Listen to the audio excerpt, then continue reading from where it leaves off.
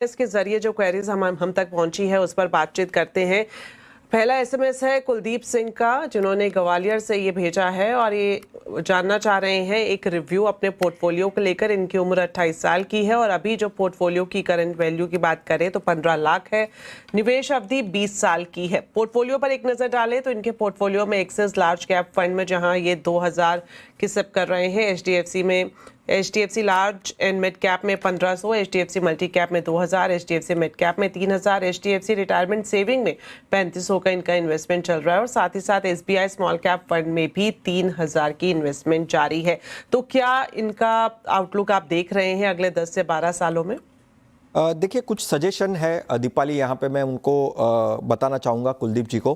पहले तो axis large cap fund है, तो मैं रिप्लेस कहने की यहाँ पे मेरी रिक्वेस्ट है कि आप रिप्लेस करिए, क्योंकि परफॉर्मेंस थोड़ा सा अंडर परफॉर्मेंस रहा है काफ़ी टाइम से और ऑलमोस्ट 3+ ईयर से। तो मुझे लगता है कि ये बदलाव करना चाहिए।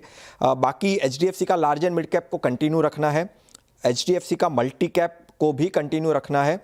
देखिए, उन्होंने एक ही फंड हाउस के अंदर 3 फंड्स लिए हैं। हालांकि ओवरलैपिंग इतनी नहीं है, पर एक ही फंड हाउस के 3 फंड्स को रखना वो भी सही स्ट्रैटेजी नहीं है। हालांकि तीनों fund, HDFC large and mid cap, HDFC multi cap और एचडीएफसी का रिटायरमेंट सेविंग फंड, तीनों डिफरेंट काइंड ऑफ फंड्स हैं। पोर्टफोलियो काफ़ी डिफरेंस है, ओवरलैपिंग इतनी नहीं है, तो रिव्यू करते रहिए। बट मुझे लगता है कि एक ही एमसीज के 3 फंड्स पोर्टफोलियो में नहीं होने चाहिए। और फिर एसबीआई का स्मॉल कैप फंड उन्होंने लेके रखा है। तो रिकमेंडेशन यहाँ पे यही है कि थोड़े से चेंजेस की मैं यहाँ पे सलाह दूंगा। चेंजेस करिए कि आप ओवरऑल आपका जो एक्सिस लार्ज कैप का है वो फंड, उसको आप यूटीआई निफ्टी 50 इंडेक्स फंड्स में आप निवेश कर दीजिए और एचडीएफसी लार्ज और मिड कैप को कंटिन्यू रखना है। एग्जिट आप आपके एचडीएफसी रिटायरमेंट फंड से सोच सकते हैं, क्योंकि आपके बाकी सारे फंड्स जो है वो आपके नॉन ऐसा कह सकते हैं कि आप कभी भी एग्जिट हो सकते हैं। और एचडीएफसी का रिटायरमेंट फंड है वो आपका एक पर्टिकुलर लॉक इन लेकर चलता है। हालांकि 5 साल के बाद आप उससे भी एग्जिट कर सकते हैं, बट ये स्ट्रेटजी आपके ओवरऑल स्ट्रेटजी में कैसे बैठती है वो आपको देखना चाहिए।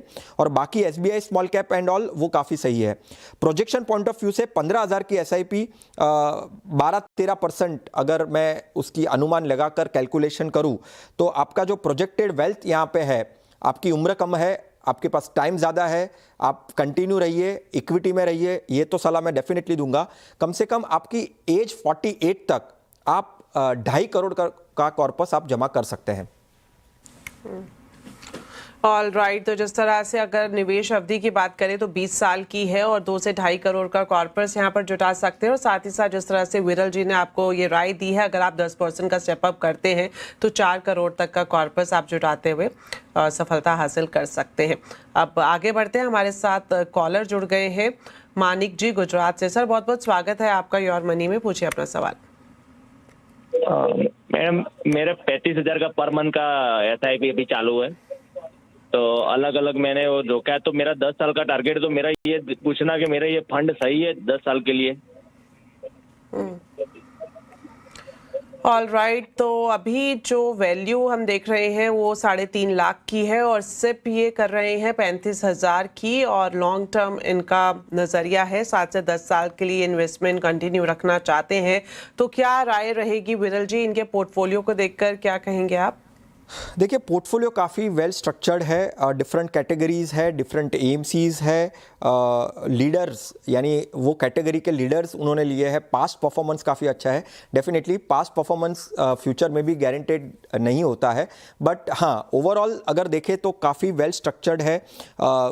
एसबीआई गोल्ड में भी उन्होंने निवेश करके रखा है, यानी मेटल्स में भी निवेश करके रखा है, हाइब्रिड फंड लिया हुआ है, पारंपरिक फ्लेक्सी कैप। ओवरऑल मैं कहता हूं कि ओवरऑल इसमें देखिए एचडीएफसी फ्लेक्सी कैप में उन्होंने निवेश किया है।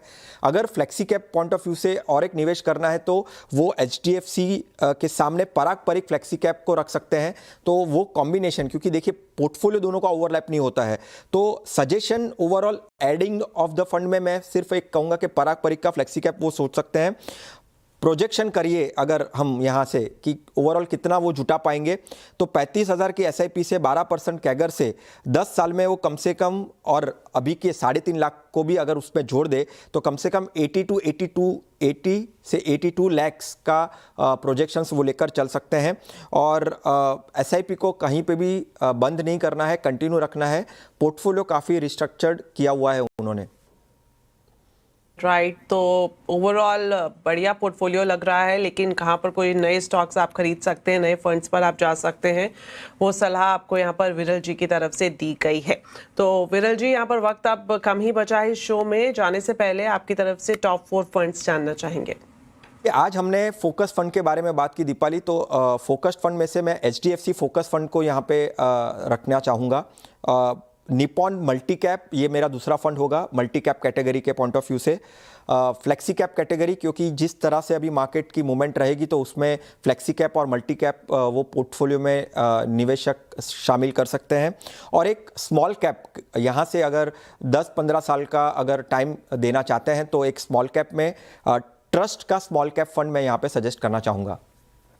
ऑल राइट, तो अपने पोर्टफोलियो को स्ट्रॉन्ग बनाने के लिए, बढ़िया रिटर्न हासिल करने के लिए जो टॉप 4 फंड्स विरल जी की तरफ से आपको सुझाए गए हैं, एक बार उसका रिकैप कर सकते हैं। इसमें HDFC focus fund, Nippon multi cap fund, abacus flexi cap fund और ट्रस्ट स्मॉल कैप फंड शामिल है।